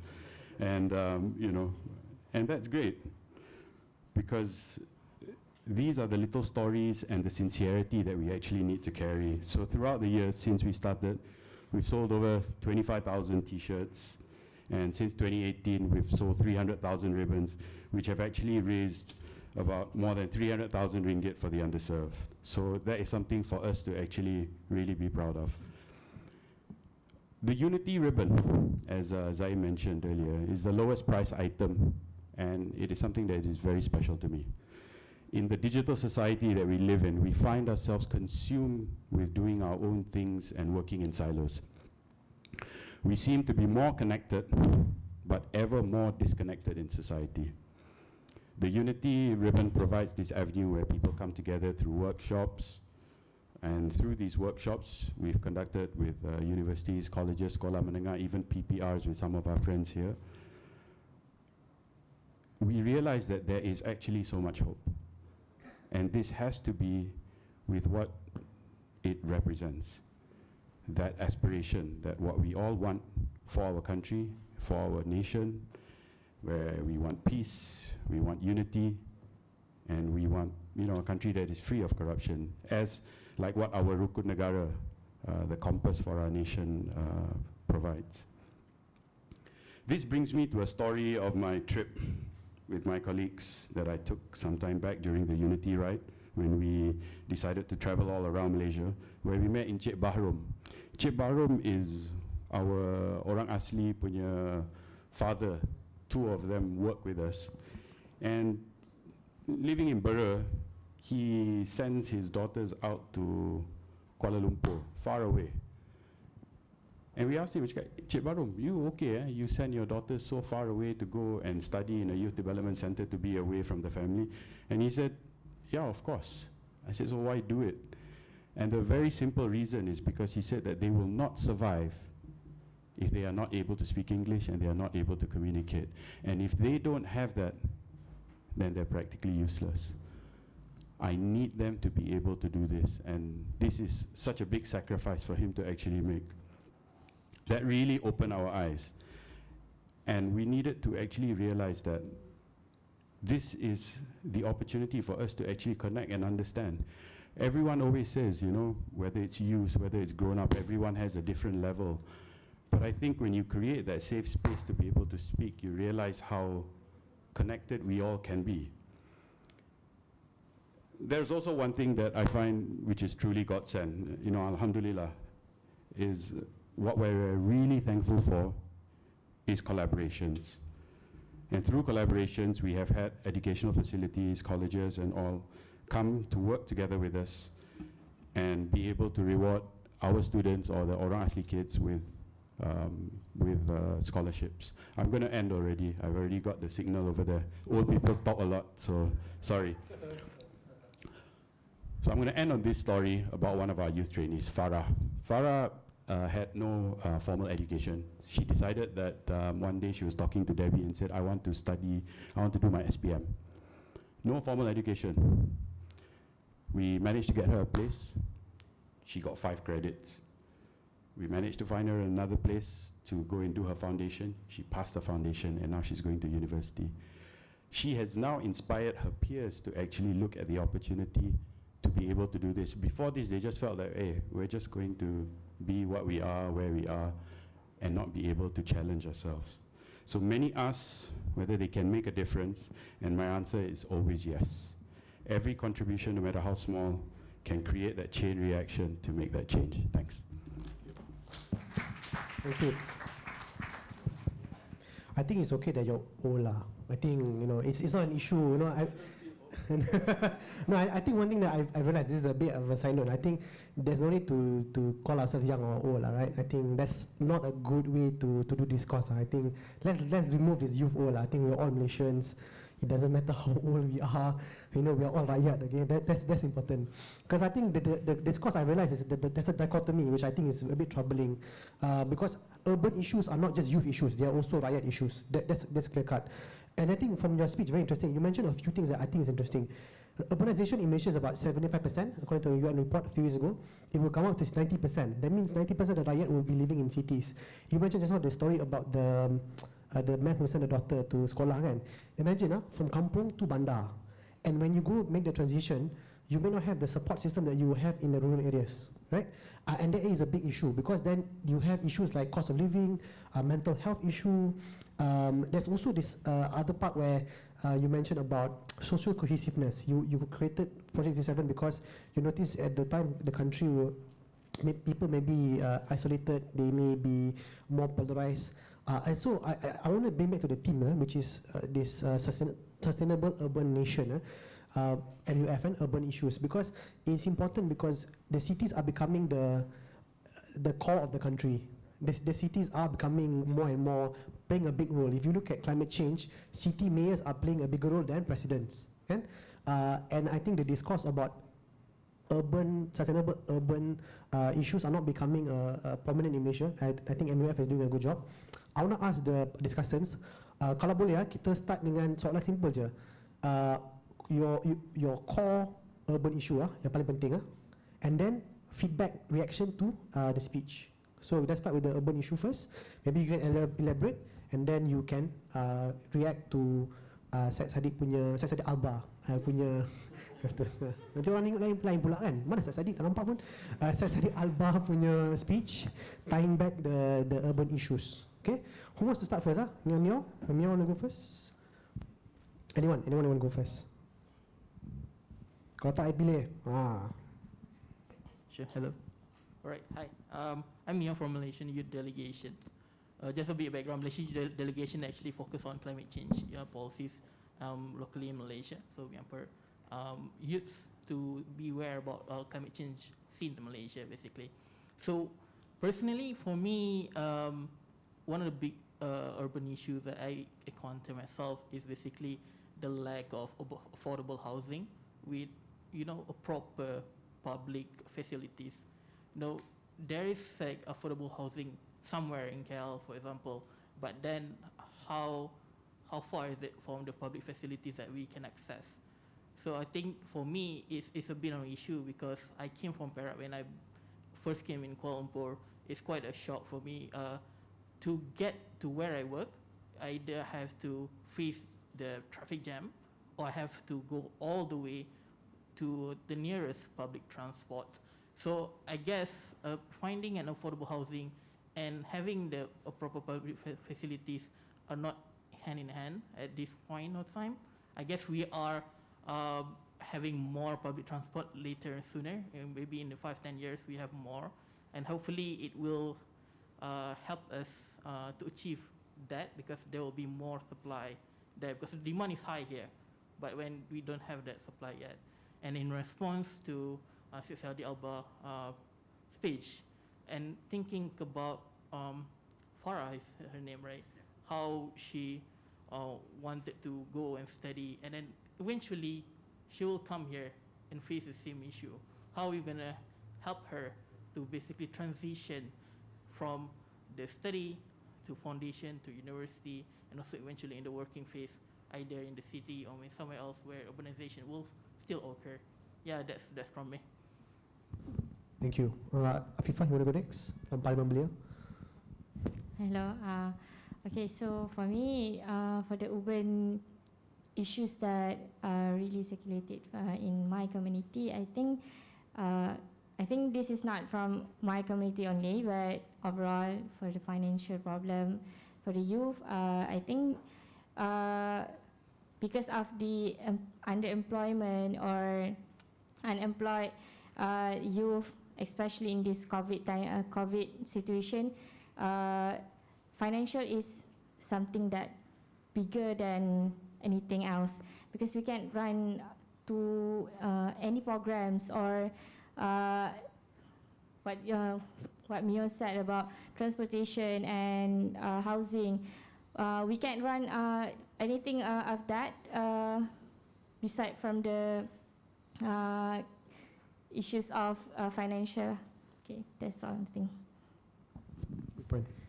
Clarissa, go ahead. Yeah, so I'm from Mentalog, and for those of us who don't know what we do, we basically champion accessibility to mental health care in Malaysia. And we do that through a variety of ways, which I'll sort of address while I talk about this. So the thing about me is I believe very much that accessibility to mental health care and well-being is extremely important. Why? Because it ties in with every other thing that you guys have been talking about today. Yeah, socioeconomic pressures, not having enough money, coming from a different area to KL. The majority of people who are going to end up in the 90% that you spoke of, they're migrants. They're coming from other places, not KL. They might be coming from abroad. They might be immigrants. So there's a lot of different issues. But accessibility to mental health care, I think, would be what I'm looking at today. And I'm going to break it down into 6 different areas. So firstly, cost or affordability, right? So can you even afford mental health care? Are you accessing well-being in your life? Is that something you can sustain? Is it even sustainable? Once you get to a counselor, for example, and Dr. Malaki spoke to this, can you continue seeing a counselor? For a youth, I don't think that's the highest on my priority list. I have a roof over my head to think about. I have, maybe aging parents to take care of. I have other issues, like what am I going to eat today? Yeah? So I don't think health is a big priority for young people, and we take that for granted. So that's one thing, cost affordability of mental health care accessibility. And the other one is reach. So what is reach? Really, if you think about having something that you're facing, maybe a problem that you need help with, where are you going to go for help? you could talk to a parent, a friend, but if you are a young person and starting a new life, that might not always be easy for you. And then you might think, okay, can I see a therapist? Can I see a counselor? Can I see a psychiatrist? Where do I go? So that's what Mental Health is working on. We are actually mapping the amount of different psychiatrists and counselors and therapists in Malaysia, and we're putting this on a platform that people can access easily at a touch of a phone. And I think this is not something that the government has done. In fact, they've been trying to do it, but because it's not the highest on the political agenda, for example, because there's so many issues we've got to deal with, we don't actually have the data. We don't know where people are, and we don't know how to do something about it. So when you want to make political change or advocacy, you need data. So that's one thing we're working on. And also quality, right? So are you sure that the counselor you're seeing is legit? Or are they someone who's, a little bit iffy? Not sure. So governance-wise, that's also something we've got to tackle. Yeah. And then following that, stigma, education, what people understand of mental health or well-being. Yeah, so it's a multifaceted issue. That's something we all have to tackle, but specifically for urban youth, that is a problem because of all the multiple pressures on life, lifestyle aspirations, as well as whether you can sustain and reach the help that you need in your community and professionally. Yeah. Hi, hello everyone. Assalamualaikum. Very good morning. It's still morning, right? Okay, I'm Fawaz from Adab Garage, and we focus on opening localized youth centers, especially in urban poverty areas, PPR. Now we have 6 centers, and we'll be honored. Mr. Syed Sadiq, I visited one of our centers in Kota Damansara. And what we believe is that the social influence that's stated by Dr. Maliki just now must be a long-term effort, meaning what we put in our centers, we call them as professional youth workers, meaning who work with youth full-time and guide them to get them out from the vicious cycle that they live in forever since they was child. And then we advocate for safe spaces for them in local city. That's what, and also for them to have impactful informal learning, meaning outside of classes and schools. So that's what we help. And to note that, I personally admire for people who chose social enterprise and NGOs as a platform for them to deliver. I mean, for NGOs, for example, my big brother behind you, Nizam, he invests his money and his life for non-profit, meaning, why did you do that? Why? So I believe some people don't call it NGOs, they call it CSOs, like civil society organizations. We're not like non-government, like negative, right? So I believe that because we need to be more impactful from the bottom up, and this movement, NGOs like politicians see like hantar paperwork and then bagi grant. So it's not just that. We have to be in the building up the nation, policy making, and giving up ideas. So we as NGOs and also social enterprise, we have to have a bigger vision and also have to have more long-term impact. And so I salute everyone who invest something for non-profit. And that's for comment to that. So. Thank you. So very interesting. The different the series of issues: housing, public transportation, financial issue, unemployment, underemployment, access to mental health, youth at low-cost housing areas.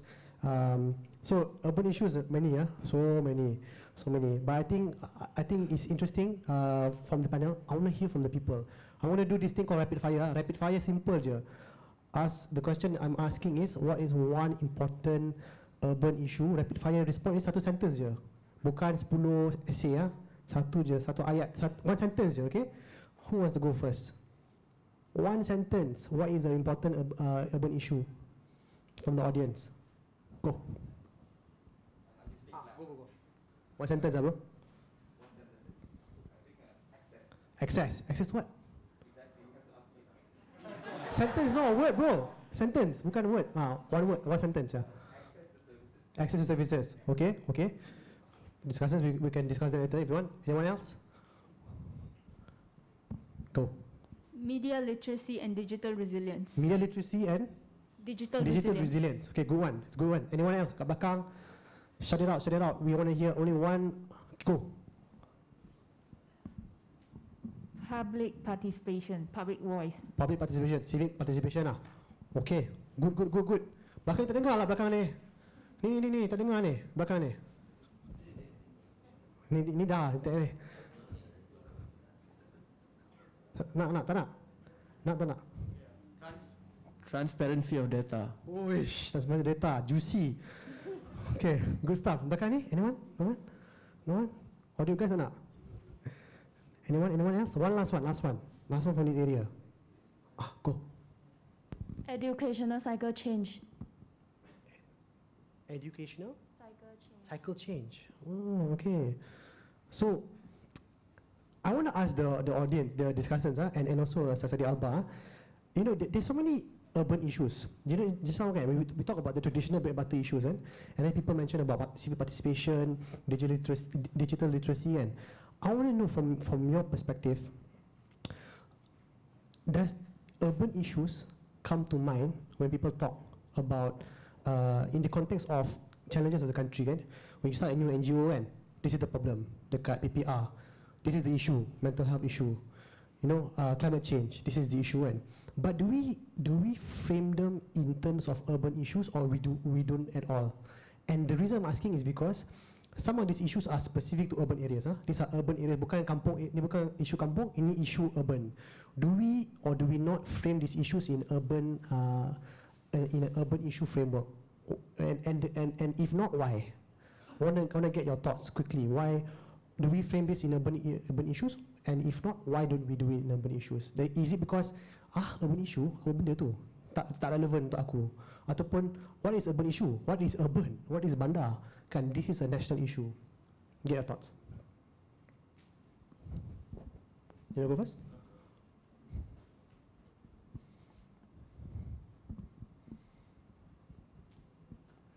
Okay, I guess, I'll share a few thoughts on it. Previously, we were doing some work with MIP as well, Reen over there, and we were thinking about, okay, mental health care. Sure, it sounds like we just need less stigma and more people to talk about it. But essentially, once you talk about it, the next step is what you do about it, right? It's like talk, and then after that, I need help, where do I go? So that's an urban issue actually, and sometimes I think we don't always contextualize it in terms of how that works in cities, how that works in modern society where, most of the time you work and then you go home, you're in your little room, and then you do your thing if you don't have a family, and then you go back to work the next day. That does not give a lot of support. That doesn't give you a lot of well-being because you're not able to build that support system around you, which you might have with a family or whatnot. So I think, why we don't contextualize it into urban issues is because we don't realize how infrastructure or stuff around us influences our own health and well-being as much. If I want to go jogging, if I don't have a gym membership, pergi mana? Where do I go? On the street, people say not safe. So that kind of thing. If I don't want to pay $300 for a gym membership, maybe I can exercise at home. But then digital literacy and media literacy comes up. Like, can I go YouTube? Do I understand like Zumba classes, whatnot? Most people don't think about that. So health and well-being, I think, is an urban issue. It's affected by the infrastructure around us, but we don't often think about it because we think it's as simple as going to the doctor and getting some pills, but it's not. Fair point. Yeah. It's the same thing as urban poverty, right? Yes. Urban poverty for youth, right? This is different from kampung punya rural poverty. Because rural poverty, kalau tak ada duit, can still live off the land lah, kan, di kampung. But urban youth, tak ada duit, big problem. Yeah, that's right. Because you have kerajaan yang you want to bangunkan desa, where the mindset is the poverty is only the outside the urban cities, but most of them are in the cities. But add to your point, I think that the nation punya mindset, because we are industrial countries, meaning we just want to PPR for example, because they are accompanied by Stingan, so Stingan, and then they cramp up in this high-rise building, and then that's it. So what about the well-being and also the content, the spirit of their life? So now we are being represented by SDGs and also sustainability. So we need to move to that, meaning not only infrastructure and then bread and butter issue, but also the well-being, the mental health, and then also the livelihood of them. So I think that we stress on that. So I think you want to add it?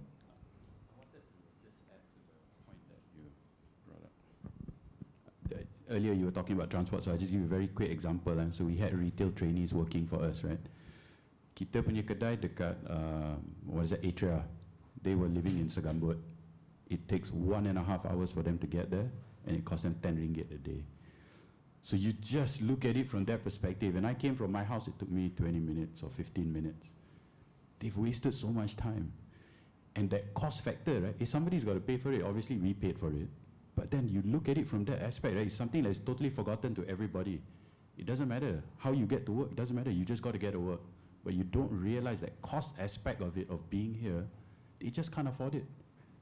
Forget food. Grab? Tak boleh. Orang tua. Orang tua. Okay. Sila. Anyone more panelists?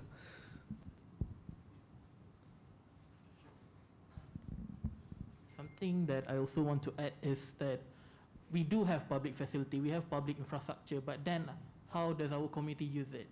So we have pedestrian walkway, but can you see around in KL, for example?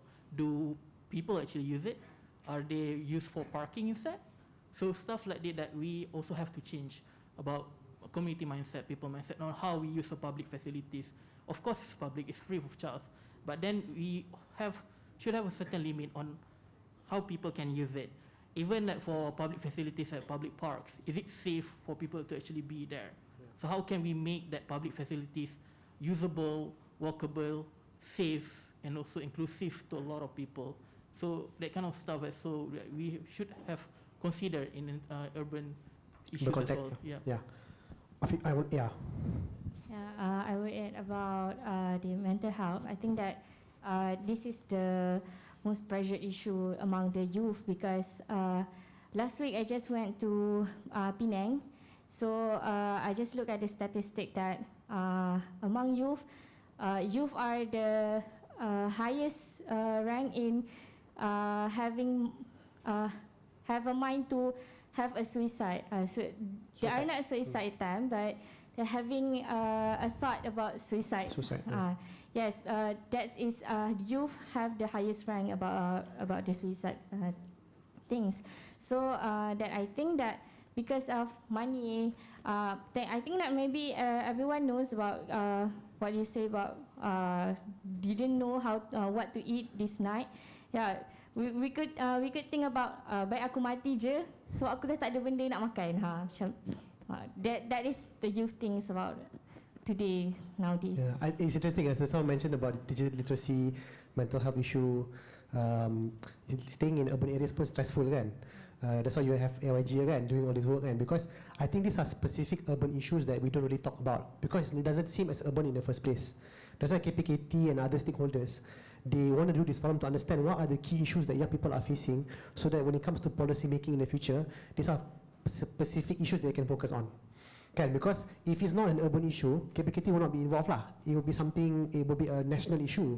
But this particular issue are actually very, very urban. It probably hits urban areas more than they do hit non-urban areas. If I could be wrong, but I think from the sense of the discussion so far, I think a lot of the similar themes that we're talking about hits on a very key sets of issues. I want to end the session. Tadi time up 3 kali dah. Mesti marah tadi kan. Tamak man. Tapi this session very short lah kan. I think should be longer kan. Should be maybe 40 minutes kan. That's very short. I just want to give Sir Sadiq Alba, bukan Sir Sadiq Alba final word. Maybe kata-kata semangat ke ataupun anything to wrap up the session to tell to the younger counterparts. You know, I'm going to walk out here and I'm going to be skipping to make sure that you guys know I'm not old. Okay. I think from the experience and all of that we've had, and we keep on talking about, youth's not included or whatever, but in our organization, it's been one of the best things ever is that we get inspiration from the youths, and you know, even when people slack off, oh, this one local grad lah, not fantastic lah, they all, you know, we prefer foreign grads or whatever. But every time I go to another college, every time I go to a university, a Malaysian university, Malaysian institute, I'm inspired by this. So, you know, and I think keep on doing what you're doing, because it's, you know, it's inspiring us and fueling us. So, you know, keep it up. Thank you. The other Sadi Alba guys, give up to him, give up to the discussion. All right, Nurin, back to you. Okay, thank you so much, Zaim, Sadi, also all the discussion. And we also like to welcome Puan Roza Hashim, CEO of Urbanice Malaysia. Okay, for those who haven't received a lab report from our previous lab youth, you guys can request from the organizer after the session. Okay? Okay. And it was indeed a short session, so we're gonna have a networking after this dekat luar. And we would like to thank everyone everyone for coming today, and also for be part of the MUF2020. And we hope that we all can be in touch and also work together, collaborate together after this, dan bukan setakat ni je, sebab some of the talk yang kita attend after the session lepas tu habis. So we don't want that. So we really hope that you guys can also get to know each other's organization, know what they do, so we can work together towards a better Malaysia. So yeah, that's about it for today. Thank you so much, everyone, and hope to see you guys again later. Sorry. So the Puan Liza? Want to say something? Yeah, I just want to say something. Bismillahirrahmanirrahim. Assalamualaikum warahmatullahi wabarakatuh. First and foremost, very deep apologies. Was trying to be in this room, very much wanted to, but we've also had some very exciting issues that side, talking about poverty, talking about leadership, so also very close to my heart. But taking off, you know, yes, taking off from what our moderators and the MC have said, one, from the bottom of my heart, you know, I'm really overwhelmed, and I really want to thank the youth group. You're doing an amazing job. You know, thank you for supporting us in the event. If you think Sadi is elder, I'm a dinosaur then, you know, because I'm much, you know, different generation. They call it as baby boomers and things like that, you know. But how I normally go on with the work that I do is actually, yes, being inspired by the youth and your needs, you know, because that keeps us going. Because the city is evolving, there's so many issues, and we cannot fix this alone, and it needs a collaborative effort. And I think that's what this is all about, and I don't want the discussion to stop. There's a lot of energy in this room, amazing energy from everyone, and we need that energy to continue. So I really hope that, you know, the women yesterday declared a MUF Women Assembly Alliance yesterday. So I had one fantastic outcome from the women. It was also a fantastic group. So I hope that the youth could actually come together, and you guys have your busy job. This age is the most difficult. It's so much pressure on you all to have a job, to have a family, you know, and trying to fight for your rights. So I understand that, been there, was there, you know. But we need to do that. Just saying that we are not heard, we are not part of it, I think you guys need to voice out. So it's not just the being able to vote, being able to have a seat in some kind of committee or organization. You know, I've learned over the years that I've been fighting for this agenda, that every time we have an opportunity to speak, say it, take it, grab it, because that opportunity is yours, and we actually determine our own future. So probably when I was younger, I don't have that opportunity. My time, we don't speak, we just listen. We are not allowed to speak. It's macam biadab lah bercakap kan. Orang muda ni tak boleh bercakap kan. That's my time. But in your time, you are allowed to say something. Use that opportunity. It's already you're already invited. So the door is open, the invitation has been made, take it. Don't wait. You can't expect a chair all the time. I've learned that no matter what, doesn't mean that you need a chair. And with platforms now, with digitalization, your voice can be heard anytime, anywhere, everywhere. It's so different compared to what I was years ago. So take this opportunity, use the forum as your platform. We hope between now and next year, we're going to have more programs with you guys, I don't even think, I'm not even sure whether we'll have this huge forum anymore, because I love what this is all about, this energy, this kind of a group. It makes more sense, actually. So thank you very much once again, and please keep on going. Thank you. Thank you, Puan Liza. Okay, organizer ada sediakan sedikit makanan dekat LG. So boleh pergi to the next building and just go ahead to the LG floor. Okay. So yeah, that's all for today. Thank you so much again, everyone.